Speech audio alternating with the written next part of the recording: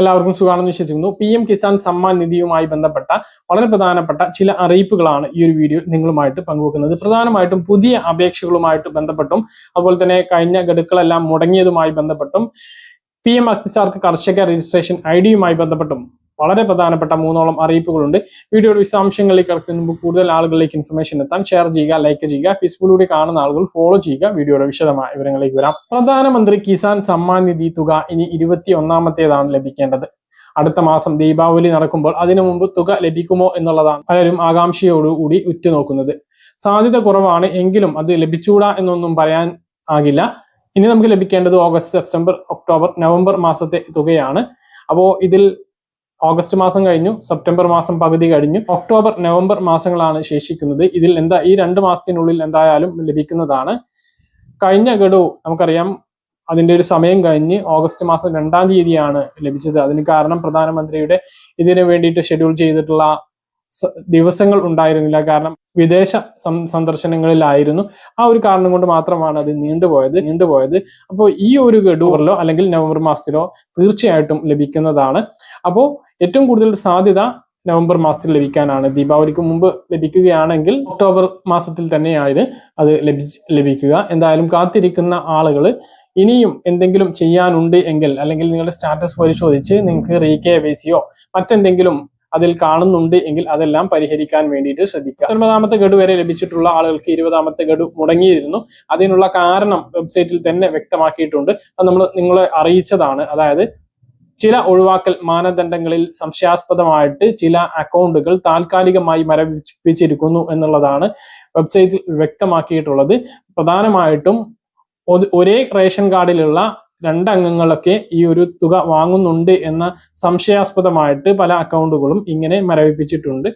അതായത് ഭാര്യയും ഭർത്താവും 2 സ്ഥലത്തുമായിരിക്കും, പക്ഷേ അവർ 2 ആളും ഒരു റേഷൻ കാർഡിലായിരിക്കും, ഒരു കുടുംബത്തിലുള്ളവരായിരിക്കും. അതുപോലെ തന്നെ പ്രായപൂർത്തിയായതോ ആവാത്തോ ആയിട്ടുള്ള മക്കള്, അതേപോലെ അച്ഛനും അമ്മയും മറ്റൊരാളും വാങ്ങുന്നുണ്ട് എങ്കിൽ, ഇങ്ങനെ 2 ഒന്നിൽ കൂടുതൽ ആളുകൾ വാങ്ങുന്നുണ്ട് എങ്കിൽ അവരുടെ 2 പേരുടെയും ഇപ്പോൾ താൽക്കാലികമായിട്ട് മരവിപ്പിച്ചിരിക്കുകയാണ്.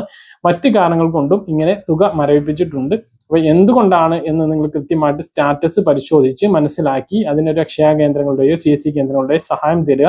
പലപ്പോഴും ഈ ഒരു PM കിസാൻ വെബ്സൈറ്റ് പല സമയത്തും ഹാങ് ആണ്.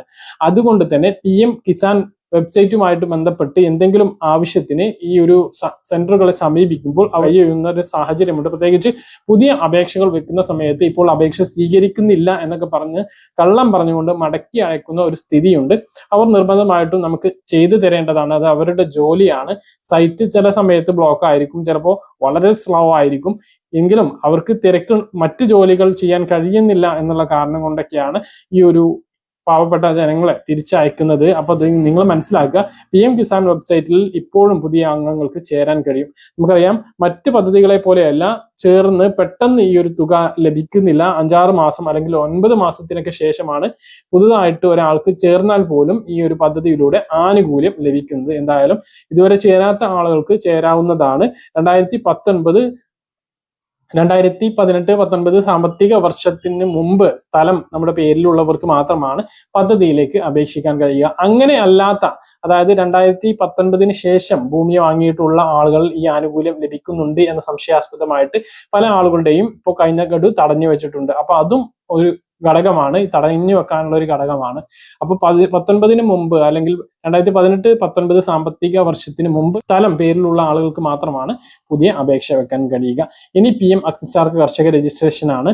അത് നിർബന്ധമായിട്ടും എല്ലാ കർഷകരും ചെയ്യണം. PM കിസാൻ മാത്രമല്ല, മറ്റ് കാർഷിക ആവശ്യങ്ങൾക്ക് വേണ്ടിയിട്ട് മണ്ണ് പരിശോധനാ കാർഡുകൾ, വിള ഇൻഷുറൻസ്, അതുപോലെ തന്നെ വളം സബ്സിഡി മുതലായ കർഷകർക്ക് ലഭിക്കുന്ന സംസ്ഥാന കേന്ദ്ര ആനുകൂല്യങ്ങളെല്ലാം ലഭിക്കുന്നത് PM അക്സസാർക്ക് കർഷക രജിസ്ട്രേഷനിലൂടെ മാത്രമാക്കാൻ വേണ്ടിയിട്ട് പോവുകയാണ്.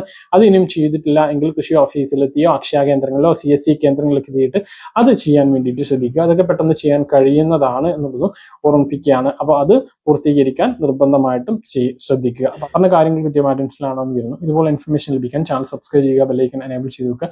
മറ്റൊരു വീഡിയോ കാണാം. ദൂരേക്കും.